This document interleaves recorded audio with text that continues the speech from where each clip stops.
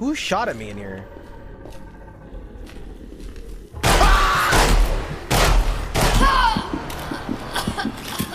Ladies and gentlemen, Game Doctor here. I found something really cool in this game. I've been playing this and checking out this game called Project Starfish today, which is kind of like Stalker, but like indie, and yeah, it's just doing really cool stuff, really cool space. I think it's a two-man team. Really enjoying myself so far. It's actually doing really well for itself as well, which is super awesome. One of the cool things I found right in the beginning of the game, it asks me how I want to play. It doesn't make me follow its lead. It asks me and respects me as a player, and I think that's really cool.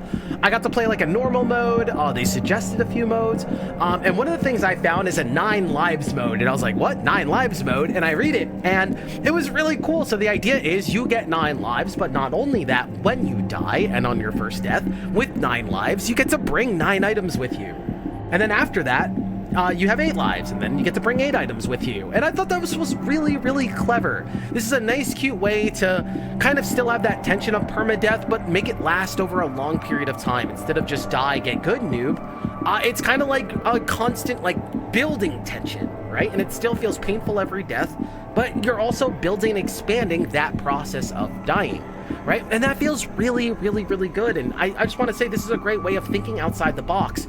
A lot of people nowadays are making these rogue light games, but they have nothing to offer except like, oh, you're gonna get more meta progression, aka vertical scaling, aka bad design done on purpose, aka you're weak because we stripped you of all your power, but if you give us time, we'll let you power up.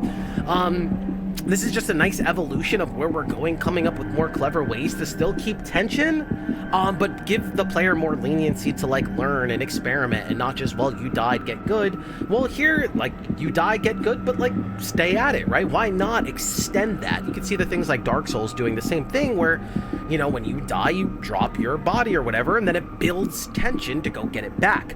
I'm not gonna lie, I think Lives of P then took that idea and went a little bit further with it. What if you die and you drop your body, but then every time you die, we show you lose half your essence, you lose half your value? Well, the only thing this does is still keeps the tension, and you feel bad when you die, but they're extending that duration. It's not like, oh, you died, you lost all your souls, now that tension is gone.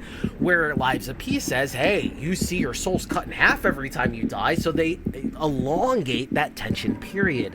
I thought this was beautiful. 9 lives, elongating it even more, very clever. Again, there is a bunch of different ways to play, but I thought this one was really cute. That's why I picked this one. Now I get to bring 8 items with me because this is my second time dying. Very clever. Highly recommend you guys check out this game, and thank you for thinking outside the box, devs, and coming up with something really cool.